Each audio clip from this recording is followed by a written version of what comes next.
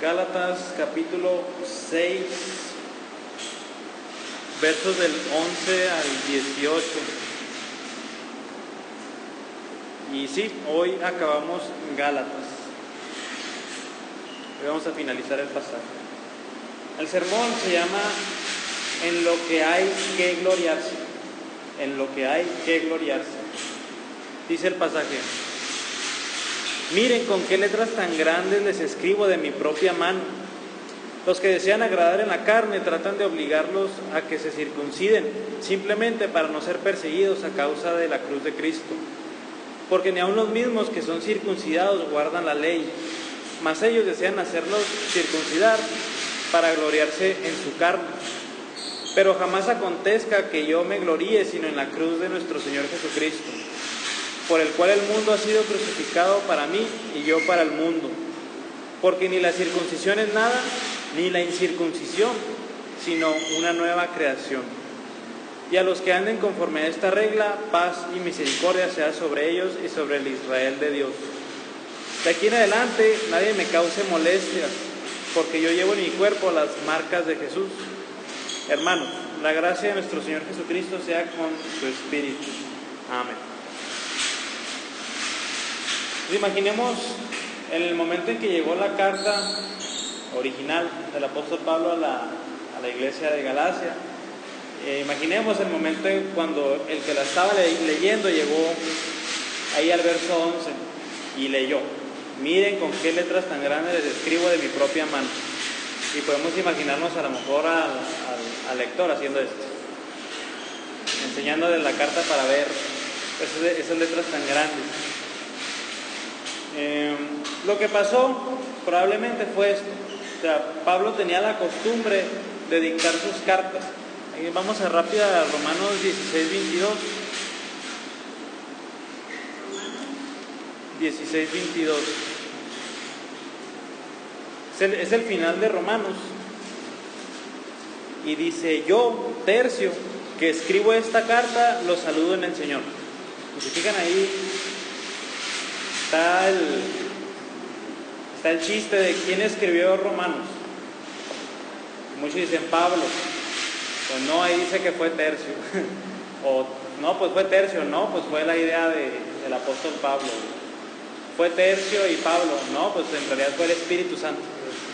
Es un chiste ese de quién escribió Romanos. Pues hay tres opciones, que las tres son válidas.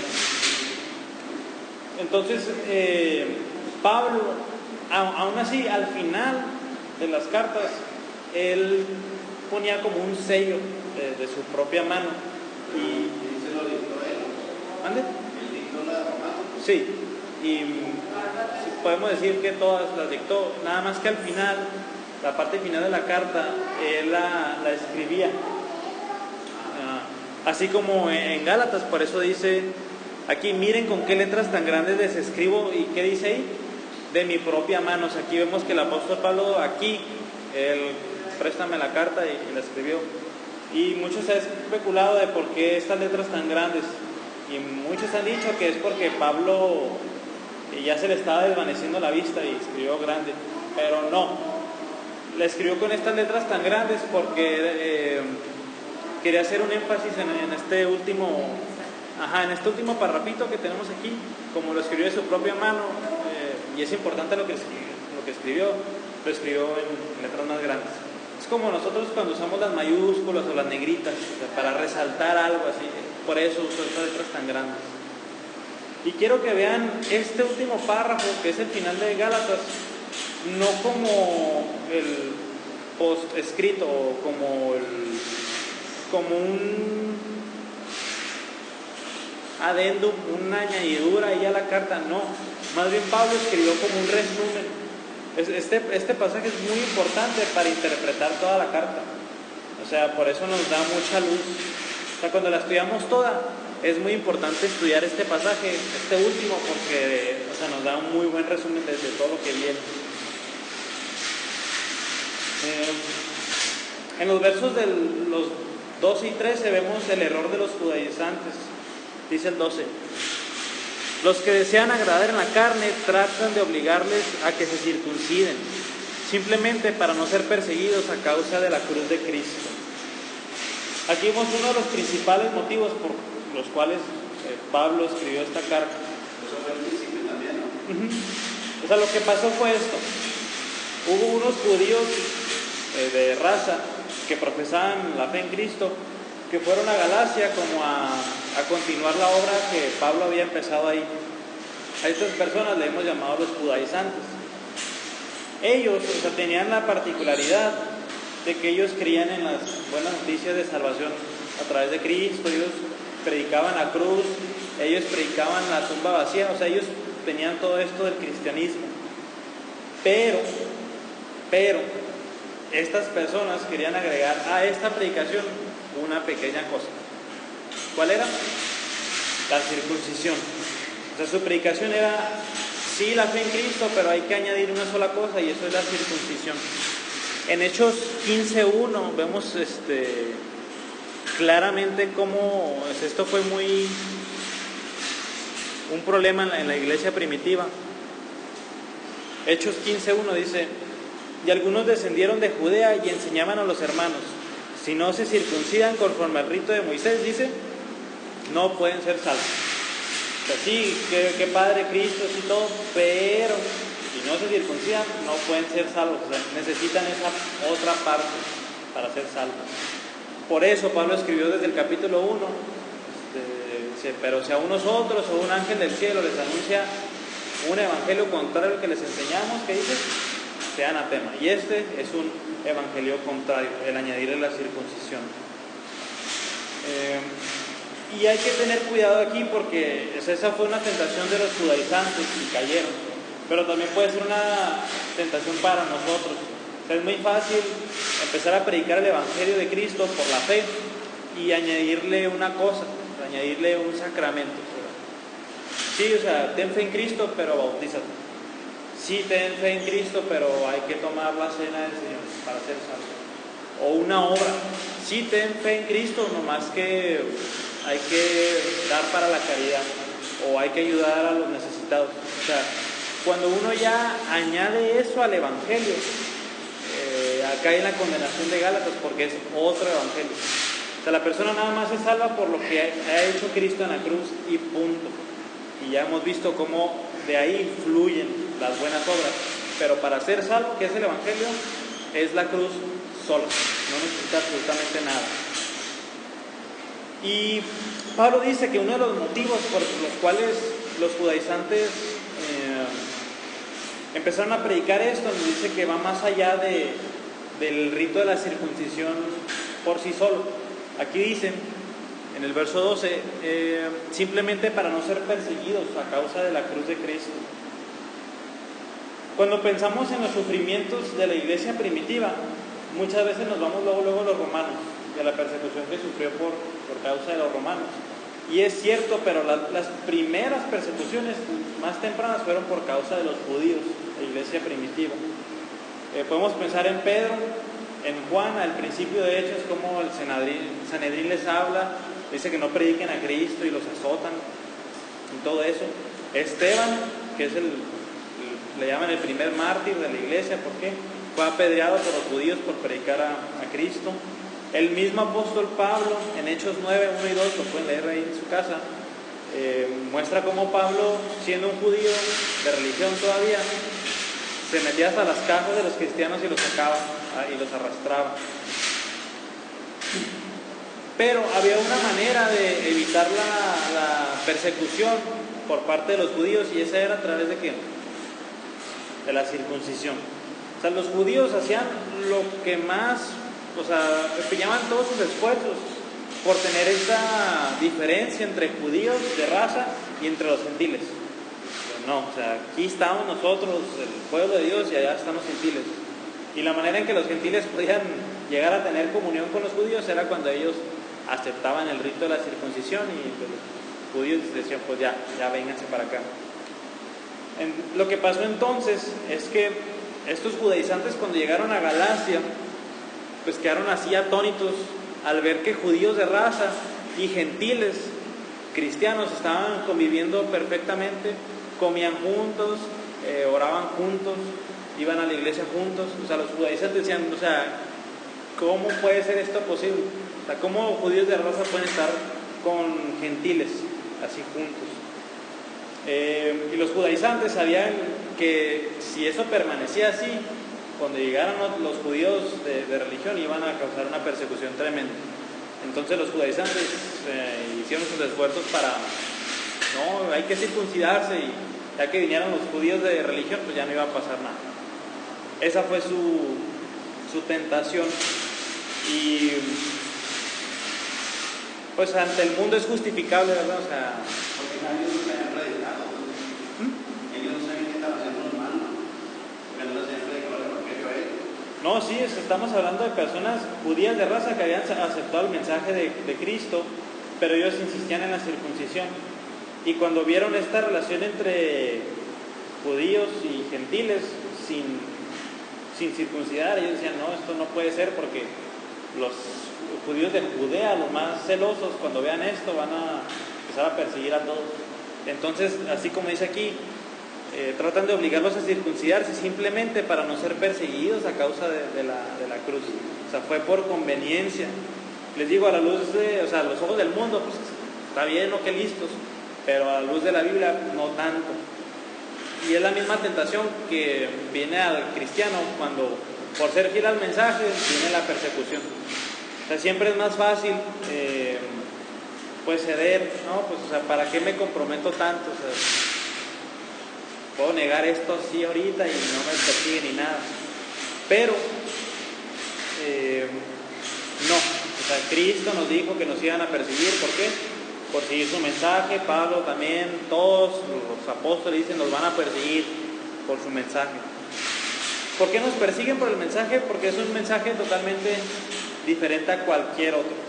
O sea, nos está diciendo aquí la Biblia que eres un pecador, que mereces el juicio de Dios y que hay salvación en Cristo nada más. O sea, dice, no tienes que hacer nada tú.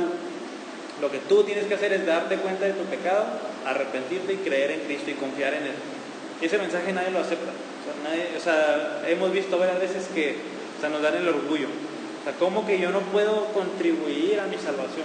O sea, ¿cómo que yo no puedo hacer nada para ayudar a Cristo? O sea, ¿cómo que, o sea, yo quiero participar en eso? La Biblia dice no. Fuera orgullo, tú no puedes hacer nada. Cristo lo hizo todo por ti. Eso es lo que nos causa la persecución. Y lo que debemos hacer es permanecer firmes ante ese mensaje. O sea, sí trae persecución, trae insultos, trae burlas, trae todo, pero hay que mantenernos firmes porque el mensaje es tan grande que, pues qué triste que llegáramos a negar semejante mensaje por una persecución. El otro error está en el verso 13, dice, porque ni aun los mismos que son circuncidados guardan la ley, mas ellos desean hacerle circuncidar para gloriarse en su carne. Había otro motivo pecaminoso por el cual los judaizantes estaban circuncidando a las personas, y era por pura vanagloria. Y es una vanagloria muy extraña. Y esto nos muestra qué tan importante era la circuncisión para los judíos. O sea, estos judíos, o sea, mientras más prepucios juntaran, mejor. O sea, en eso se gloriaban ellos. Mientras más reclutas tengamos de nuestra religión, mejor. Y esta es una de las principales diferencias entre la falsa religión y la verdadera religión. La falsa religión se preocupa en las cosas externas, en eso se preocupa. En este caso, ¿cuántos podían circuncidar? O en otros casos, ¿cuántas personas asisten ahí? ¿O qué dan de comer ahí? ¿O los rituales que hacen ahí? ¿O las luces? O sea, todo gira en torno a lo exterior. El único interés de esto es hacer reclutas, así como ellos. El único interés es a cuántos podemos circuncidar. Ese es lo único que nos interesa. Y decir, no, vean ellos, o sea, los judaizantes, vean cuántos han circuncidado. O sea, wow, aplaudan. Eso era lo único que les interesaba. Por eso en muchas iglesias lo que hacen, en lugar de edificar a las personas con la palabra, más bien los entretienen con X o Y, con tal de que pues, sean más y más y más. En cambio, la verdadera religión no es externa, sino que es interna. Se basa en la obra de el Espíritu Santo en el corazón del pecador. Y entonces el problema de practicar la circuncisión es que la religión va a girar en torno a un acto externo y físico, en lugar de una obra interior del Espíritu Santo o de una fe, que ya hemos visto que la fe es lo opuesto a las obras. Entonces es por eso que la religión es interna más bien. Y lo interesante es que se convierte en hipocresía esto que estaban haciendo los judaizantes, porque al querer imponer la ley se volvían en legalistas. Pero los legalistas, dice Pablo, ni aun ellos guardan la ley. O sea, es pura hipocresía. Los que les quieren imponer la ley a ustedes, ellos no la pueden cumplir. Allí en Gálatas 5:3 vimos que dice: y otra vez testifico a todo hombre que se circuncida, que está obligado a cumplir toda la ley. Dice Pablo, o sea, tú quieres entrarle por el camino de la ley, es toda, absolutamente toda. Tienes que cumplir absolutamente todo, nada de que nada más estos, nada de que nada más la circuncisión, no, es toda. Y obviamente ni siquiera los judaizantes podían cumplir. Aquí Pablo lo está diciendo, ni aun ellos pueden guardar toda la ley, es imposible. Y acuérdense que el problema no está en la ley, no es que la ley esté defectuosa o que la ley esté mal. ¿Qué es lo que está mal? Nosotros, pecadores, que no podemos cumplir esa ley a la perfección. Por eso Pablo en Romanos 7 dice, ¿la ley es mala entonces?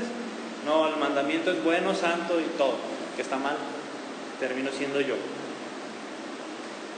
En los versos 14 al 16 vemos que hay que gloriarse en la cruz. Dice el verso 14, pero jamás acontezca que yo me gloríe, sino en la cruz de nuestro Señor Jesucristo, por el cual el mundo ha sido crucificado para mí y yo para el mundo. Fíjense, es uno de los versos más bonitos de la Biblia.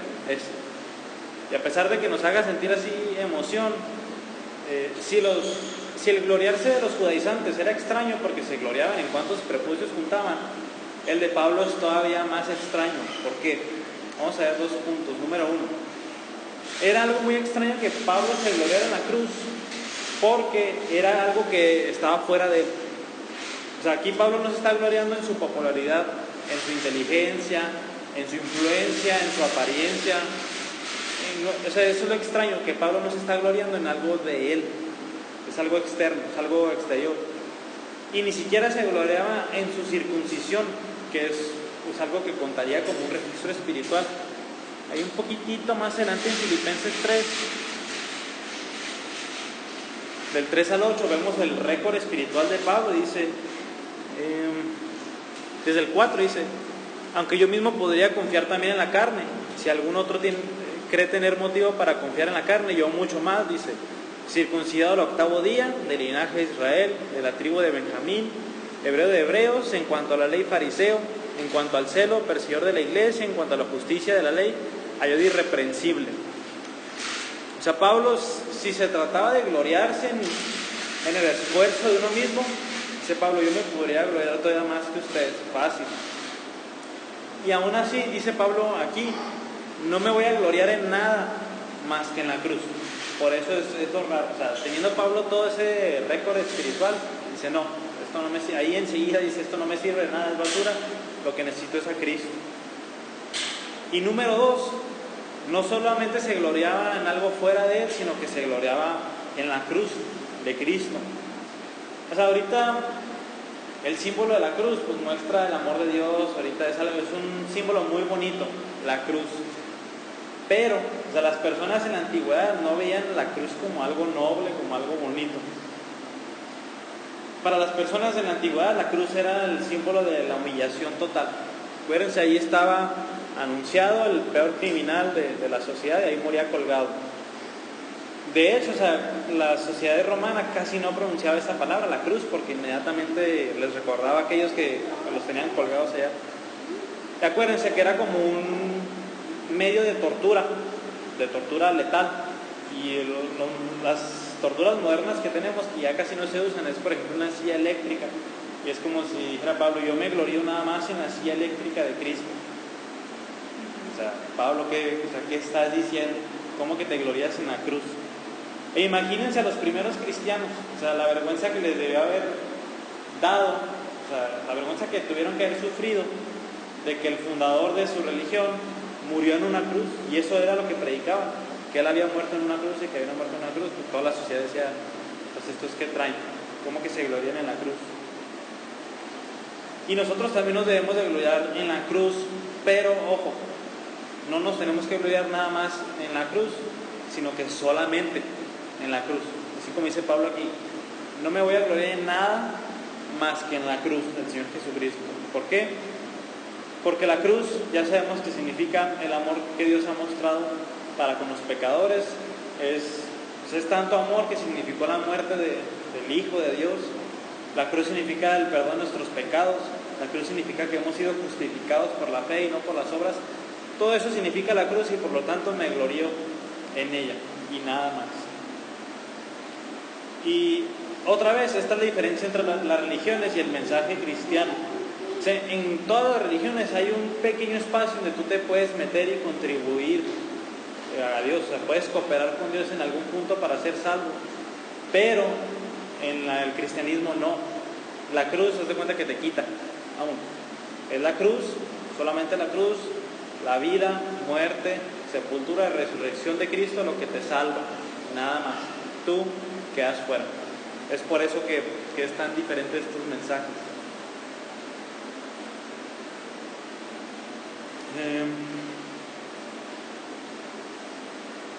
Y el gloriarse en la cruz va mucho más allá de una profesión de fe. O sea, qué padre decir, ¿verdad? No, yo me glorio nada más en la cruz.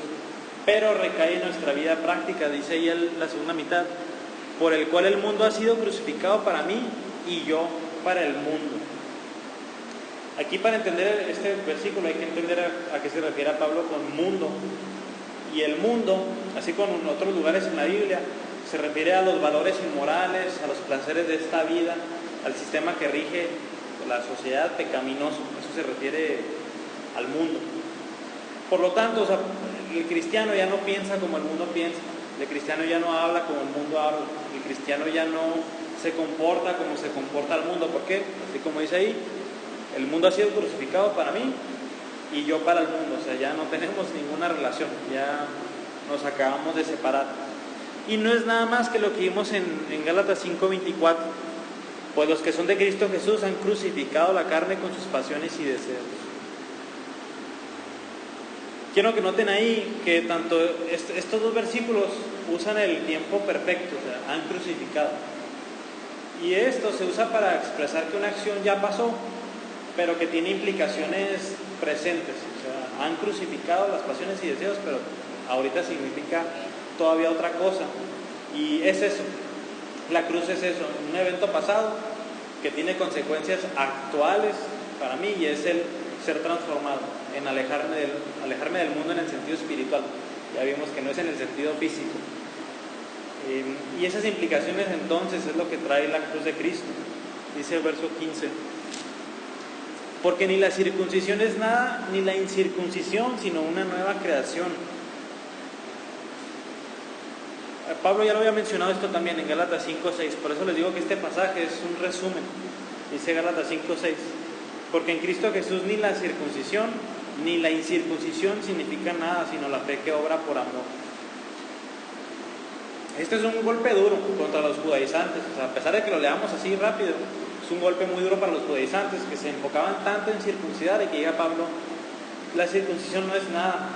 Para ellos era hervir. ¿Cómo te atreves a decir que la circuncisión no es nada? Y sí, pero Pablo no nada más dice que la circuncisión, dice que ni la incircuncisión, ni la circuncisión ni la incircuncisión significan nada. ¿Por qué? Cuando alguien que se ha circuncidado viene a la fe, su circuncisión no le cuenta para nada. O sea, no significa nada para ser salvo. Pero tampoco el incircunciso. O sea, tampoco el que no se ha circuncidado dice, pues yo no me he circuncidado, yo puedo ser mejor que el que ya se circuncidó. Tampoco. Eso no importa tu trasfondo. Ese es el punto. No importa si vienes de la circuncisión judío o de la incircuncisión. Eso no significa absolutamente nada. ¿Qué es lo que importa? Dice ahí, una nueva creación. Vamos poquito atrás a 2 Corintios 5:17. Es un verso muy importante y es importante verlo ahorita, porque es un versículo paralelo. Segunda de Corintios, tantito atrás de Gálatas 5:17 dice: de modo que si alguno está en Cristo, nueva criatura es. Las cosas viejas pasaron, he aquí, son hechas nuevas. Esto es lo que le pasa al cristiano, es hecho nuevo. O sea, así como dice, y las cosas viejas pasaron, todo es hecho nuevo, es una nueva creación, una nueva criatura. El término teológico, para familiarizarnos con él, es lo que se conoce como la regeneración, que alguien ha nacido de nuevo. Y respecto a la salvación, eso es lo que importa, si has nacido de nuevo, así como decía Jesús a Nicodemo, es necesario nacer de nuevo.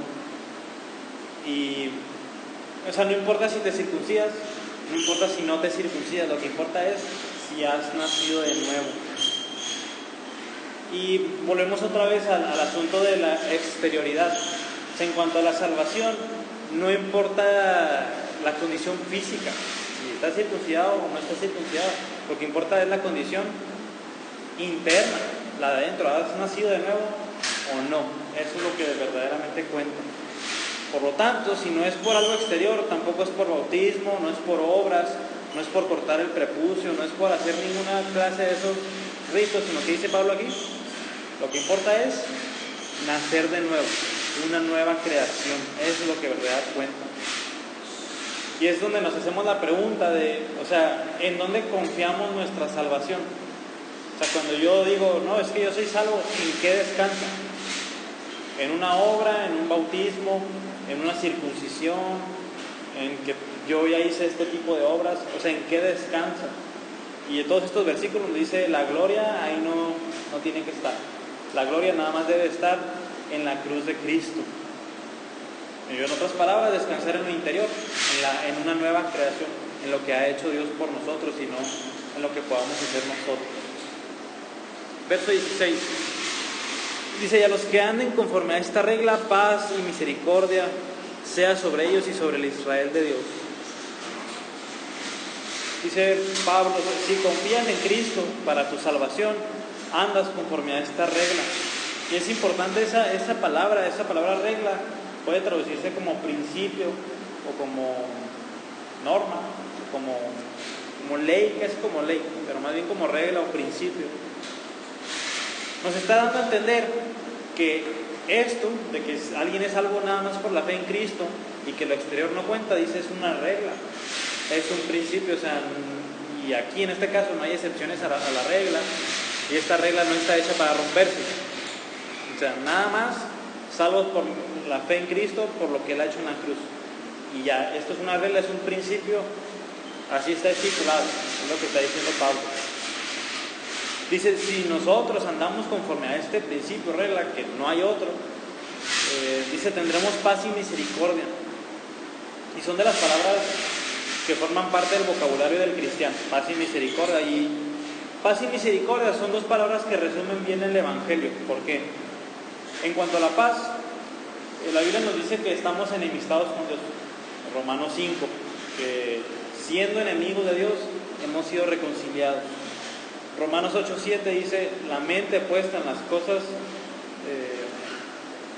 de la carne, dice, es enemiga de Dios, está enemistada con Dios. O sea, no nada más está neutral, está enemistada, o sea, están chocando. Efesios 2 dice, y Él les dio vida a ustedes cuando ustedes están muertos en sus delitos y pecados. Ustedes eran hijos de ira, ustedes eran hijos de desobediencia. Y así está la relación entre el pecador y Dios. Pero, como dice Romanos 5:1, por tanto, habiendo sido justificados por la fe, tenemos paz con Dios. O sea, cuando Dios nos declara justos, cuando Dios nos perdona, es cuando viene la paz y la reconciliación. Lejos de Dios, estamos enemistados, estamos en guerra. Con Dios, dice, tenemos paz. Y de la misma manera, o sea, lo que va a pasar en un día futuro es el juicio de Dios. Y en el juicio de Dios, los pecadores van a recibir justicia. O sea, aplicar lo que dice la ley, que hicieron, O sea, Dios va a ser un Dios justo. Pero a los que han abrazado el mensaje de salvación mediante la fe en Cristo, a ellos Dios no los va a tratar con justicia, ni con injusticia. Dios los va a tratar con esta palabra, con misericordia. que es muy diferente. Entonces, no serán tratados entonces conforme el apego de la ley, sino con misericordia. Y esa misericordia se va a ver que todos sus pecados van a ser imputados a Cristo. Y todo lo bueno que hizo Cristo se le va a imputar a ellos. Entonces, sí nos va a tratar con justicia, pero vamos a estar nosotros vestidos de la justicia de Cristo. Y por eso vamos a poder estar eternamente con Él. Y pues otra vez, paz y misericordia son palabras muy hermosas que resumen el mensaje del Evangelio. Ese versículo termina diciendo, paz y misericordia sea sobre ellos y sobre el Israel de Dios. Ya ha causado ahí toda una serie de discusión y debate a qué se refiere el Israel de Dios. Aquí Pablo no se está refiriendo a la nación física de Israel, sino a todos, como hemos visto a lo largo de Gálatas, a todos los verdaderos hijos e hijas de Abraham. ¿Que quiénes son? Ahí lo vimos en Gálatas 3, 6 y 7. Fíjense, dice: así Abraham creyó a Dios y le fue contado como justicia. Dice, por tanto, sepan que los que son de fe, dice, estos son hijos de Abraham. Entonces, ¿quiénes son los hijos de Abraham? Los creyentes, los que creen al igual que creyó Abraham. Entonces, ¿quién es el Israel de Dios? Todos los que creen, tanto judíos que creen, tanto gentiles que creen. Como vimos en Gálatas 3:28, decía, no hay judío ni griego, no hay esclavo ni libre, no hay hombre ni mujer, porque todos son uno en Cristo Jesús. Todos son uno, dice todos, o sea, el Israel de Dios es ese: judíos, griegos, hombres, mujeres, esclavos, libres, todos los que vengan a la fe en Cristo Jesús. En el verso 17 vemos las marcas del cristiano, y dice Pablo: de aquí en adelante nadie me cause molestias, porque yo llevo en mi cuerpo las marcas de Jesús. Pablo era un miembro de este Israel de Dios y tenía las marcas para demostrarlo. Este es un mensaje principalmente dirigido a los judaizantes, porque dice ahí: ya no me causen molestias. Acuérdense que los judaizantes estaban estorbando la obra evangelística, y Pablo como que ya llegó al tope. Pablo ya tenía muchos viajes, y luego le llegaron las noticias de estas y le dice: no me causen molestias, ya, por favor, no molesten a los que abrazan el verdadero mensaje. Y otra vez, esto nos dice que la cruz va a causar oposición, enemistades. Pero también nos dice que algunos van a llevar esto que dice Pablo aquí, las marcas de Jesús. Es interesante que la palabra griega es estigmata. ¿Quién ha escuchado esa palabra? Estigmata. De ahí viene estigma. Pero ojo, esto no significa, como popularmente se cree, que a Pablo le empezaron a salir los hoyos en las manos o en los pies y eso. Eso no significa. Esto es pura superstición. Creo que a la gente le empiezan a salir las marcas y empiezan a sangrar. Cuando Pablo habla de las marcas de Jesús, se refiere a las marcas de las heridas que él ha sufrido por causa de Cristo. O sea, hasta este punto de la vida de Pablo, él ya ha pasado un sinfín de cosas, persecuciones. La más famosa, en la ciudad de Listra, y en Hechos 14, del 8 al 20, que Listra estaba en el área de Galacia. Ahí Hechos 14 nos dice que Pablo fue apedreado ahí, y fue apedreado de tal fuerza que pensaron que se había muerto Pablo. O sea, todas las pedradas y cómo cayó tirado, pensaron que se había muerto. Entonces Pablo dice: ya no me molesten, o sea, tengo pedradas, tengo heridas. Pablo ha sido azotado, y dice: ya no me causen molestias, por favor. Y lo importante aquí es que los judaizantes, se gloriaban en la circuncisión, o sea, en esta señal física, pero Pablo podía, no vamos a decir gloriarse, pero él tenía estas marcas de Jesús como insignias, como las de los soldados, como las de los militares, así como medallas insignias de lo que él ha hecho por Cristo. Para el mundo, las marcas que puede sufrir un cristiano, las marcas de Jesús, pues son aborrecibles. Dicen: ¿por qué te dejaste que te apedrearan? ¿Por qué dejaste que te abofetearan? Así como dice Cristo. Por causa de Cristo, o sea, es tonto esto, es necio. Pero delante de los ojos de Dios es algo muy valioso, que sus hijos, que los creyentes sufran estas marcas de Jesús por causa suya. De hecho, Pablo en un sinfín de lugares, vamos a ver uno, Filipenses 3:10, oró para que él pudiera compartir este tipo de sufrimientos. Dice Filipenses 3:10, y conocerle a él, el poder de su resurrección y la participación en sus padecimientos, llegando a ser como él en su muerte. Si se fijan, para Pablo era algo de gloria, o sea, algo hermoso, poder llegar a sufrir como Cristo por su causa. O sea, qué padre poder participar junto con él en sus sufrimientos. O sea, otra vez, por causa del Evangelio. O sea, por eso Pablo podía ser azotado, por eso Pablo podía ser apedreado, por eso Pablo podía ser rechazado. ¿Por qué? Porque él quería participar de esos mismos sufrimientos de Cristo. Finalmente, dice el verso 18, hermanos, la gracia de nuestro Señor Jesucristo sea con su espíritu. Amén.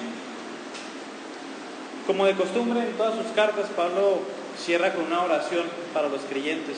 Y esta es particularmente corta, o sea, hay otras más largas. Pero si contemplamos bien esa oración, encierra casi todo el mensaje de Gálatas, porque ¿qué dice? La gracia de nuestro Señor Jesucristo sea con su espíritu. Es la gracia, o sea, lo que Pablo está haciendo el énfasis aquí. ¿Cuál gracia?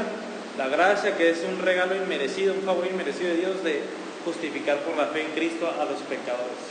Y esa es la gracia que nosotros debemos de tener.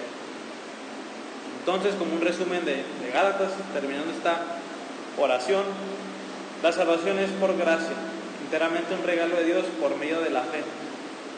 Entonces lo que tenemos que hacer es confiar en el Señor Jesucristo para nuestra salvación, aceptar la salvación, como dice Pablo aquí, como un regalo. O sea, no me voy a gloriar en la circuncisión, en nada, ni en la ley, sino en la cruz de Cristo.